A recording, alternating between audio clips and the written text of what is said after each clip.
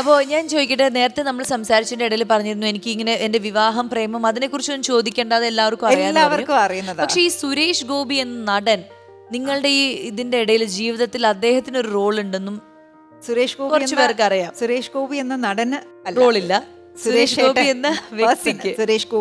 സുരേഷ് ഏട്ടൻ എന്ന വ്യക്തി, സുരേഷ് ഏട്ടൻ്റെ ഫാമിലി, അവർക്കാണ് ഞങ്ങളുടെ ലൈഫിൽ. കാരണം സിനിമയിലോട്ട് വന്ന ആ സമയത്ത് തന്നെയാണല്ലോ അവാർഡ് കിട്ടിയത്. അന്ന് സുരേഷ് ഏട്ടനും മെനോനങ്കൾക്കും അവർക്ക് ഒരുമിച്ചായിരുന്നല്ലോ. അങ്ങനെ ഞാൻ ട്രിവാൻഡ്രത്തായിരുന്നു പകുതി ഷൂട്ടും.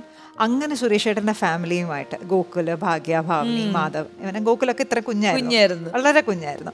പിന്നീട് ആ പരിചയം ഒരു വല്ലാത്ത പരിചയം കൂടി അതൊരു ഫാമിലി. അങ്ങനത്തെ ഒരു എന്താ ഒരു ഫോർമാലിറ്റിയുടെ ആവശ്യമില്ല. എന്നും എനിക്ക് അവിടെ ആ വീട്ടിലൊരു സ്ഥാനമുണ്ട്, ആ വീട്ടിൽ എനിക്ക് വേണ്ടി ഒരു മുറി ഉണ്ടെന്ന് എനിക്കറിയാം. ആ ഒരു ഫീൽ, ആ ഒരു കോൺഫിഡൻസ് എനിക്ക് എപ്പോഴും ഉണ്ട്.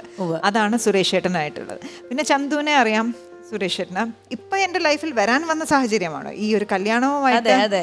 അത് ഓബ്വിയസ്ലി എന്റെ കല്യാണം എങ്ങനെ നടന്നെന്ന് എല്ലാവർക്കും അറിയാം. അപ്പം അതറിയാം. അങ്ങനെ സുരേഷ് ഏട്ടന് കോള് വരുന്നു, എന്നെ കാണുന്നില്ല, ഞാൻ